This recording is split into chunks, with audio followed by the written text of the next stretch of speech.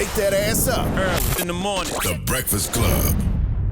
Morning, everybody. It's DJ Envy, Angela Yee, Charlamagne the Guy. We are the Breakfast Club. We got a special guest in the building.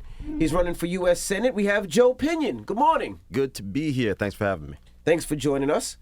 Got a bunch of questions for you. So, first, you are a Republican. Absolutely. Most, I would say a majority of African-American people and minorities are usually Democratic. Right. So let's start from there. So what made you want to join the, I would guess, Republican Party? Well, look, for me, politics is not a zero-sum game. We're a four-party nation trapped in a two-party system. And for me, my political philosophy is consistent with what I call the mission statement of the Black Congressional Caucus. Black people have no permanent friends and no permanent enemies, only permanent interests. And I think the hard truth is that by making a permanent friend of the Democratic Party, by making a permanent enemy of the Republican Party, our permanent interests have been pushed to the side. And so it is not about saying one party is perfect or one party is evil, but simply saying what are the policies that are going to move our people forward, that are going to improve our communities, give us the future that was promised in our founding documents. And I think at this juncture, the policies that I believe in only have oxygen to breathe on the right side of the aisle. So that's just my perspective. It's a very impassioned one, but also one that is dispassionate when it comes to the emotions that get baked into one party or another. What are some of the policies that you believe in that you feel like align more with the Republican Party? Well, let's be very clear. We need school choice, and we need it today. When you look at the educational outcomes for Black and brown students, starting right here in New York City, 65% of Black and brown children do not read at grade level. That's not a talking point. That's just the hard truth. You blast your eyes down to Baltimore, 75% of the students, most of whom are Black, read at an elementary school level. By any stretch of the imagination, that is child abuse, brought to you and sanctioned by our own government. And the people who are standing in the doorway, like George Wallace, preventing us from getting the opportunities that our children deserve, are people like Chuck Schumer, who smile in our face. We call him MC Chuck when he gets on stage, and yet time after time after time, the outcomes that our children deserve, the policies that we know work, this is no longer speculative. We've got 40 to 60 years of data that says that longer school days, longer school years work for getting children who have disproportionately coming from poverty and disproportionately have educational issues, the outcomes that they deserve. We're not getting it done because of the policies that have been rubber stamped by the left, by people like Chuck Schumer. So that's my perspective. Again, making sure that we're embracing the science of education that gives our children the future that we deserve. You can talk about public housing. We're $40 billion behind in repairs for public housing. We've got arsenic in the water. We've got lead in the paint. The largest slumlord in America today is New York City public housing. It's not a millionaire. It's not a billionaire. If DJ Envy owned those buildings, they'd perp walk his ass and send him down to the courthouse, because that's the hard truth of people living with government-sanctioned despair. 40,000 elevators stopped working at the height of this insanity. So again, I think for me, it's saying what is the framework that allows us to put policies in place that lift people out of this generational poverty, that break that three-strand cord of despair that comes from the lack of educational opportunity, that has driven people into poverty, that is the catalyst for the crime that has kept our people in a prison of fear. Now, you're from Yonkers, right? Absolutely. YO. How did you grow up in Yonkers? Let's talk about some of you growing up in New York City. So how was your background in coming up in Yonkers? Well, look, I grew up in Yonkers. My parents got divorced when I was 6, so I was fortunate enough. My grandmother moved from Jamaica to help raise me in the aftermath of that divorce. Obviously, it was in Yonkers. I mean, I'm an 80s baby, so this was right at the time when we had the famous landmark desegregation mandate from the federal government, first desegregation case for public housing and public education put together. And so my mother's perspective was that the opportunities that I deserved weren't necessarily going to be attainable in that period. I was fortunate enough to get a grant, went to Horace Mann in Riverdale, and then from there was able to be fortunate enough, recruited to go play football at Colgate University. So for me, I think I've seen up close the people that I grew up with that didn't get that break in life, didn't get those opportunities, that I know were just as talented as I was, find themselves in this untold story of New York, where we have a place like Rochester, New York, where we have more murder per capita than Chicago, Illinois. We don't talk about it. Have a place like Syracuse, New York, where we have the highest per capita child poverty in the nation. We don't talk about it. Here in New York City, 3 out of 5 black children in the Bronx live in poverty. 1 out of 3 black children in the state live in poverty. 1 out of 4 Latino children in this state live in poverty. These are the untold stories of pain and suffering that we don't talk about because the elected officials we send back year after year, in the case of Chuck Schumer, 42 years down in D.C. He's been there longer than I've been drawing breath on this earth. It all starts with the fact that they'll pay lip service to our pain and then laugh about the fact that they are empowering their friends, they are enriching themselves, and we are the ones left with crumbs at our own table. What are you going to do to change that, and what makes you, the person to change it? I mean, every time there's political season and there's elections, you always get politicians that come and, they tell us what they're going to do, and they tell us where they're from and how they grew up and what they've seen. And then when they get in office, they just turn their back and then we don't see them until 4 more years later. So what makes you different than any of that? Well, look, I'm glad to be here at the Breakfast Club. I'm new to the Breakfast Club, but I'm not new to this struggle, right? I've worked in the poorest congressional district in the country, which is the Bronx, by the way, providing bridge grant loans for at-risk youth who need a little bit of extra money to go off to college. So for me, whether it's talking about the fact that I'm a Republican or the fact that I'm running for U.S. Senate, it's rooted in my personal understanding of what it means to be a black man living in the United States of America, living in New York. Solutions, let's talk about the fact that, again, this country, we prioritize what we value. We value wealth and we value power. Whether we're talking about children being shot dead in Uvalde, it's because that they are not the inheritors of power, because they are not the children that come from wealth. I've gone to some very nice institutions, and I know that when Diddy's kids showed up at Horace Mann, or when Spike Lee's kids showed up at Horace Mann, 6 o'clock came, and all of a sudden, here comes the night crew changing the windows on the building, changing the doors on the building, because there are best practices that are put in place when you are the child of privilege, when you are deemed a high-value target. The reason that our children are not reading at grade level and people don't talk about it constantly, the reason why we have entrenched poverty in our communities is because we have not been deemed high-value targets. We have not been deemed high-value assets. And so here we are, in a nation that was built by us but not for us, with the people that we have entrusted with the power to get us the outcomes that we deserve, and nothing changes. 42 years Chuck Schumer has been in D.C. So since you started with education, Yeah. right, I do want to ask specific policies of what can be done, because education is really important to me. Also, I'm a New Yorker. I'm from Right. Brooklyn.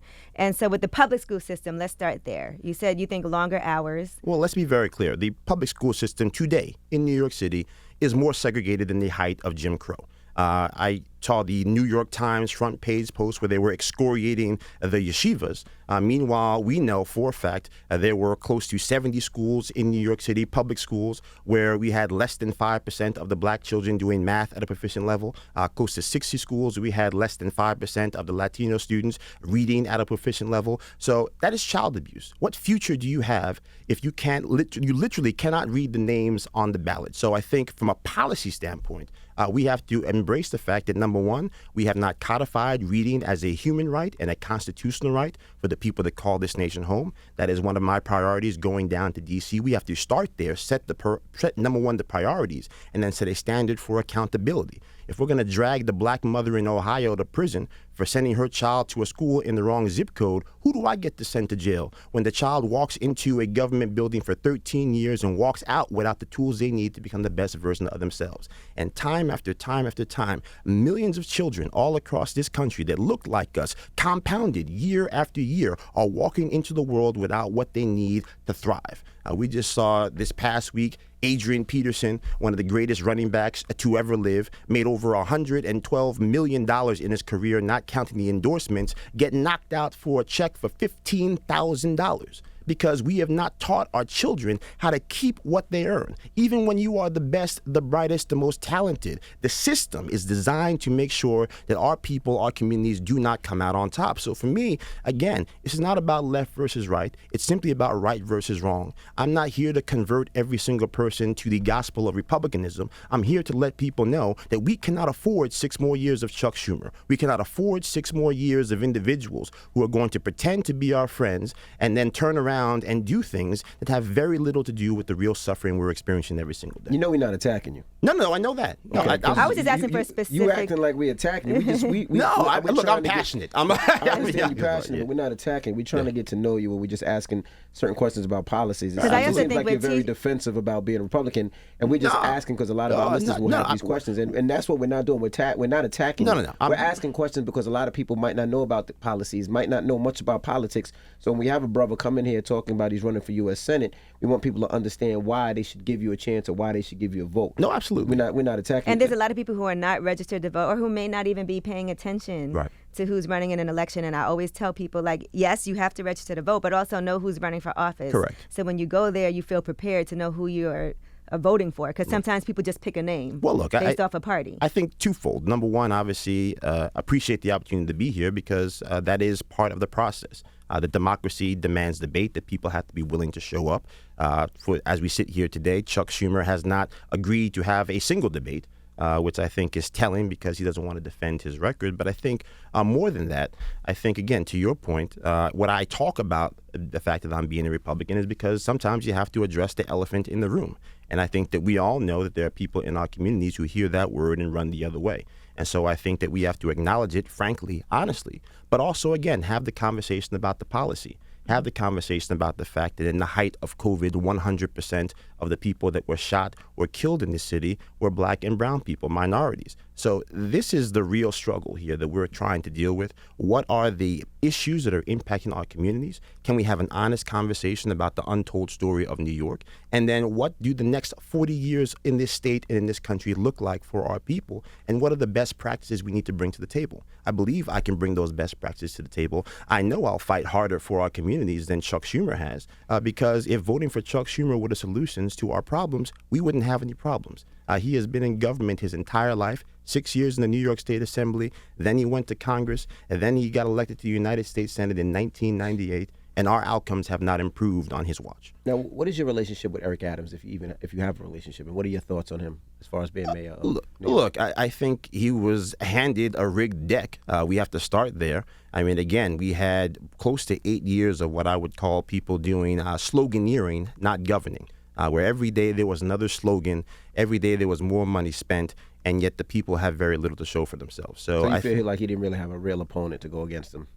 Well, look, no, I'm talking about as far as where he is right now, as far as being able to turn the city around, bring the safety that we need back into fruition, make sure that many of the issues that, again, didn't occur overnight, not going to be fixed overnight. And I think you also have to have a partner in Albany who's willing to meet you halfway. When the mayor of New York City is coming to the governor and saying, we've got a crime problem, we need to deal with it, and the governor says we need more data means more dead people. More data means more stabbed people. More data means more people bringing an axe to McDonald's and breaking up the place. So what would you do to fix the crime problem in New York City? Well, look, I think from my perspective, I'm running for U.S. Senate. I'm not running for governor. I'm not running for mayor. So I have to be honest about the input that I have on the issue. Specifically, I think that you can leverage the power of the federal purse, right? Most of the things that we do here, from New York City to my hometown in Yonkers, they involve a bump from the federal government as far as funding.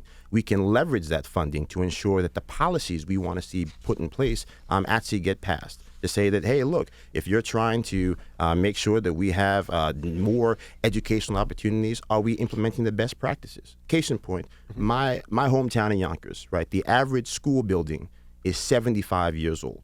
Right, there are buildings that were built in the 1900s that are woefully inadequate for dealing with the threats facing our children in the 21st century society, or giving them the access to the educational needs that they need. The price tag to fix the schools in my hometown alone, close to $2 billion. Right. So, again, when you have somebody like Chuck Schumer says, we just passed landmark legislation to be able to secure schools across the country in the aftermath of the horrors of children being shot dead in math class, you realize that's not a plan. It's a con. And they're using the bodies of dead children to convince people that they actually care about their lives. So for me, again, I bring that up as an example of simply saying we have to stop allowing people to lie to us about their intent for our lives, for our children, and for our families. And I think that if you're talking about crime in particular, one of the things we can do is say, if you want to defund the police, what is the data-driven solution? that is going to justify doing that and saying that that's going to make people safer. If it's not going to make people safer, then we shouldn't be doing it, right? I think for me, I'm a roll the toothpaste tube up kind of guy. Do we need communities to be safer? Do we need policing to be better? Absolutely. But I don't think that you should throw out the toothpaste tube before you figured out where you're going to get the next roll of toothpaste from. All you end up with is halitosis, bad breath. Well, right? I think it's really about also having resources for other things like mental health and other community leaders that can actually help and support what's happening in the community. So it's not always a combative police situation where you always need to call the police for everything. So it's not get rid of the police department, but reallocate some of those funds. Well, I think the reality is it's not a matter of reallocating resources. Everything you just described requires more money, not less. Well, you go back to just a case in point, you go back to the 1970s. You look at, we had a rampant sexually based crimes across the country and no real mechanisms to solve them. And now every single police department, major police department across the country has their very own special victims unit. It's not just a TV show. It's a real thing. Because we recognized that there was a subset of crimes that needed a specific subset of skills that needed to be implemented in order to make sure those crimes were solved at a higher rate, to make sure that we had people who had the skill set to deal with a special type of victim. And I think that we can apply that similar logic to the threat that we face today. We have a mental health crisis that is out of control in this country. We need more resources to deal with it, and we need it today. And I think that we can start having conversations about embedding different types of units within policing. But again, that is a conversation that requires more money, not less. We have a New York City Council right now, currently, that has a supermajority of Democrats. You can't find a Republican on the New York City Council, and they just replaced the budget or restored the budget to the previous levels prior to COVID, because they recognized that what they did, the defunding the police, did not work. So I think for me, it's not about left or right. It's simply saying what works and what doesn't work. And yes, we should make sure that we have community policing. We should make sure that we have that we hold bad police officers accountable. But I think that all of that is part of a much broader conversation of getting more dollars toward the situation, not less. Now, since we're talking about New York State, I want to talk about our Attorney General, Letitia James, and what's going on right now with Donald Trump. You know, I see 3 of his children are being charged now, and the Mar-a-Lago secret documents and all these things going on with Trump because you are a Republican. Right. So I want to get your thoughts on Tish James. I see Donald Trump going at her all the time. And so what are your thoughts on her bringing up charges against him for committing fraud with his businesses? My position is that we've got people being killed every day, and perhaps that she should keep that same energy for that. My perspective is that we've got big tech corporations from Facebook to Twitter to Google that violate the civil rights of black people every single day. I've got a good friend of mine. He owns a lingerie company and a women's apparel company that specializes in African-American women and minority women. And they can't run ads that their competitors run, that a Honey Burdette would run. Why? Because of the fact that the models happen to be black, and the AI system is not set up to judge the black female body the same way that they judge the other bodies. So yes, we can talk about Donald Trump and whatever his legal problems may be. In this country, we're innocent until proven guilty, and we certainly don't have all the facts. But from my perspective, we should talk about the fact why the issues that truly adversely impact our communities every single day, from the children who are not reading at grade level all across this state, from the poverty that is keeping our families and our communities in the cocoon of fear and despair. We have to keep the same energy for that. What happens with President Trump, I don't know. But I would ask the Attorney General of this state what changed between June or March or April and 48 days before the election. Because, again, cases aren't made overnight. So what was this magical thing that occurred between the week before this indictment or whether this lawsuit was brought and the day that she brought it? I think that's an important question to ask, because for some, it might appear as if she had lagging poll numbers and needed to try to jolt her name back into the trending section on Twitter. How do you think Donald Trump did as a president? Look, I think he did some things I agreed with. He did some things I don't agree with. Mm-hmm. And I've said that publicly, whether it was on CNN or MSNBC or Fox News or whatever network that I was on. I had my own show. So I think at some point, we just have to say, look, what worked, what didn't work. I know that we had the lowest black unemployment rates in the country, the lowest unemployment rates for minorities in the country. I know that we are now living through a Biden administration that is seeing close to $7.6 trillion erode from the market value. That's bad for everyone. That's bad for my mother, who's living on a fixed income now with her Social Security check and the money that she saved for her retirement. You've got seniors, particularly in our communities, looking for help wanted ads right now because they're fearful that the money they set aside for their retirement isn't going to last. So I think, look, we can have a robust conversation about the legacy of President Trump, but I'm not running against Donald Trump. I'm just curious of your thoughts and who you are as a person. Do you think Donald Trump is a racist person? Do I think he's a racist? Yes, sir. No, I don't. I think it's the wrong question to ask. Right, I'm sitting here. Out of everything that you've seen, and we've seen a lot that Donald Trump has done, I'm just asking, as a person, do you think he's a racist? And no, I know you're not running against Donald Trump, but also when people run, it's their characters, who they are as a person. Correct. Right? Because you know, this is dream selling season, so I try to get the person itself. Yeah, we can talk about policies, and every time we talked about the policies, you know, you threw a shot at Chuck Schumer and didn't tell us what it was that you were going to do. So I'm just asking, as a person. Do you think he's a racist person? Let's go back. Let's be very clear. If you're talking about President Trump, yes, there are things that he's done that I disagree with. I think I disagreed with how Charlottesville was handled. There are a plethora of things that I'm on the record. January 6th Capitol riots, I'm sure you have to disagree with. Look, and let's be very clear. Inciting to people be clear, to riot. Let's be very clear. Any person that used the flag of this nation to break glass at the people's house should be held accountable. And again, they are being held accountable. We had the most successful dragnet in the history of this country. Over 700 people from every single state in this union have been arrested and tried and or convicted. But should Donald Trump be held did. accountable for that too? I believe that he is being held accountable. He was held accountable. Right now, there's a no end in actual investigations to go in there. What the courts decide or what the courts decide. But the notion that we're going to sit here and again harp on what's happening with where's the accountability for our communities? For what's happening in our schools? Where's the accountability for what's happening in our communities? My point is this, is that there is accountability, that the arc of the universe is long, but it bends towards justice. The justice system is doing what it always does,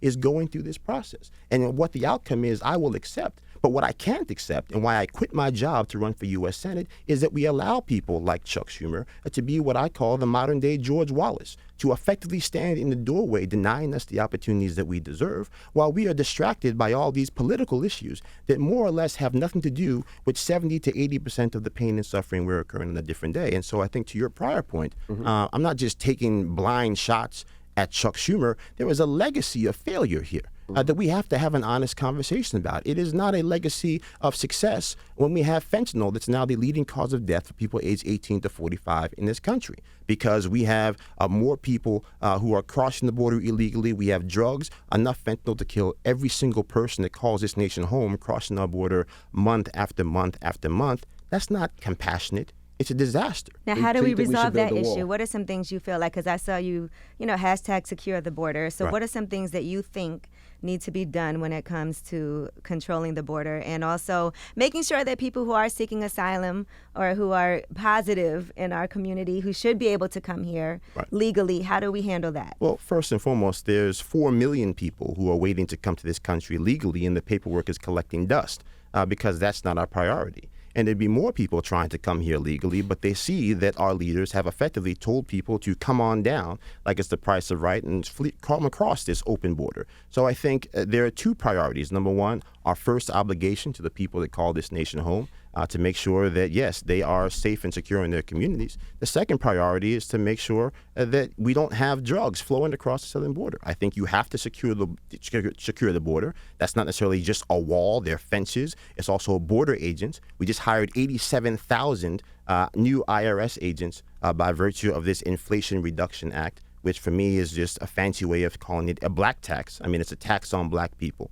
When you look at the fact that taxes went up, when you realize the fact that the IRS disproportionately audits black families, disproportionately audits black farmers, disproportionately audits counties that are comprised of black and brown people. So, yes, I think when you're talking about immigration, there are people who are dreamers who came here through no fault of their own. I think that America, by its inherent nature, at its best, does not punish children for the actions of their parents. So, no. That's legislation that needs to be worked on. I think that you have to work on legislation like that. But I think beyond that, the notion that this is sustainable, that we can allow people to keep coming across the border. Look, let's be very clear. We had Haitians from Central America show up on our southern border. They did not receive a plane ticket to Martha's Vineyard. They got a government flight back to Port-au-Prince, right? And so it seems to me that this compassion on the border, this compassionate only love live here approach varies on whether they're coming to a town near you or whether they think you're going to be voting for them when you have the right to citizenship.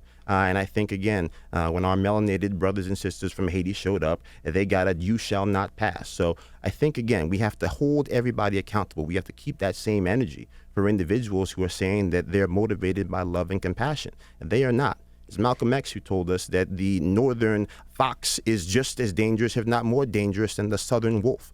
So we're not here to pick what team we're on. We're here to leverage the levers of power that are at our disposal to make sure that people get the outcomes that they deserve. The border has been an issue for such a long time, though. Now, what legislation do you think needs to happen to make sure that people get processed in a timely fashion, and also that people are given proper care, because these are human beings, too, at the end of the day. I don't want to see people under false pretenses being sent on planes elsewhere, if that's to make a political statement. People are already being sent elsewhere under false pretenses. But I'm talking about solutions, though. Well, solutions, yeah. Okay. So solutions are, number one, you have to secure the border. Number one, you have to stop telling people this false bill of goods that, just come across the border and everything will be fine. You have to be encouraging people to go through a legal process. We have to hire more people to be able to deal with the asylum seekers in a more timely manner. Mm-hmm. We have to be hiring more people to make sure that we can monitor what's occurring on the southern border. And yes, we have to be dealing with all of the ancillary problems that are created by having the open border policy that we've had.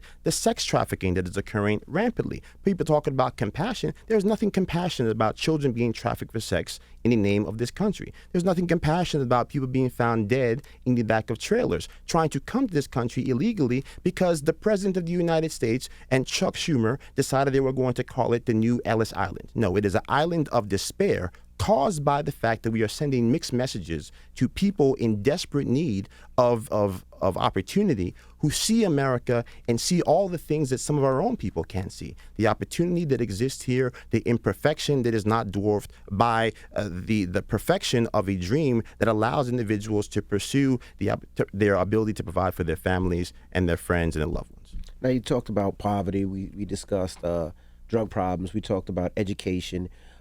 We talked about so many different things. So at the end of the day, why should people vote for Joe Pinion?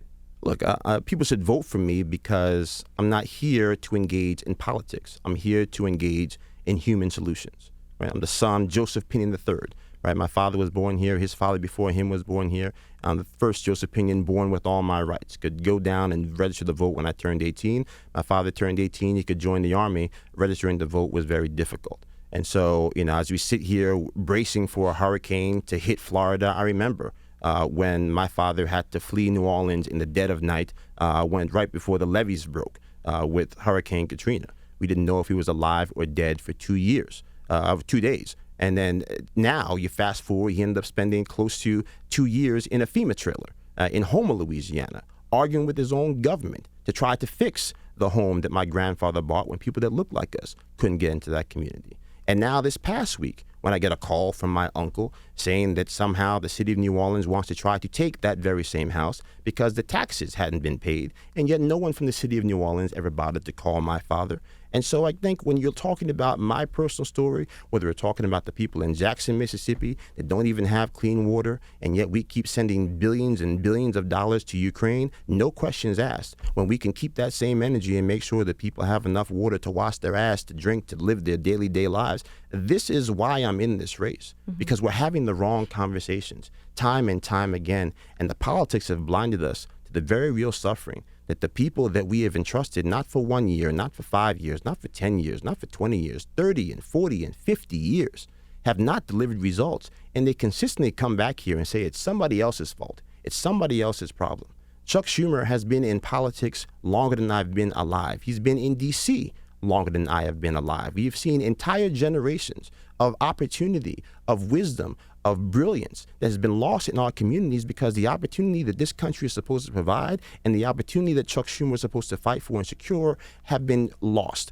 So again, It's not what people are talking about. It's people like Chuck Schumer who got into politics by promising to run black families out of Flatbush and now wants to sit around and say that he's for hip hop and he's MC Chuck and people can go out there and dance with Stephen Colbert and he can issue proclamations about hip hop. He doesn't care about hip hop. He doesn't value black people. He doesn't value our pain and our suffering. That's why I'm in this race, to have these conversations, to say what are the solutions? What are the things that we need to be doing to ensure that the next 20 years are the America that was promised? And no, it's not a perfect system that we have here, but you have to leverage what we have at our disposal to get what was promised. I think back to that old story of Robert Smalls, the slave who effectively stole the ship from the Confederacy to free his friends, his family, including the black man he didn't trust not to tell the Confederacy that he was going to steal the ship. So we're all in this same boat together to make sure that we can use tools that were not designed for our success and leverage them to make sure that we all have the best American experience we can have. So that's really the spiel, letting people know they can go to JoePinion.com. They can find me on Twitter. They can find me on Instagram. I am Joe Pinion on Instagram and Facebook, Joseph Pinion, my full government on Twitter. But this is the year that we can break the back of one-party rule. And I'd be remiss if I didn't say that we should invite Chuck Schumer here to Power 105, get Revolt involved, do a actual debate because he doesn't want to sit down and talk about these issues. And so that to me is the challenge. We would love to make something like that happen. That would be spectacular. The first hip-hop debate, because it's a 6-year term. It's a very serious issue. The Senate is the most deliberative body on the planet. We need to treat it as such. What was the catalyst for you to quit your job at Newsmax to actually decide you wanted to run for U.S. Senate? Look, I don't know if there was a lightning bolt moment, but my grandmother, Ivy Alana Coombs, the woman that put the Bible in my crib, the fear of God in my spirit, we lost her in the midst of COVID, like so many people. And in her final moments, we weren't able to be there with her because of policies put in place that, from my perspective, made no sense. What is the scientific basis for denying a 100-year-old woman access to her family, a daughter who was vaccinated, a grandchild who was vaccinated? What is the scientific basis for that?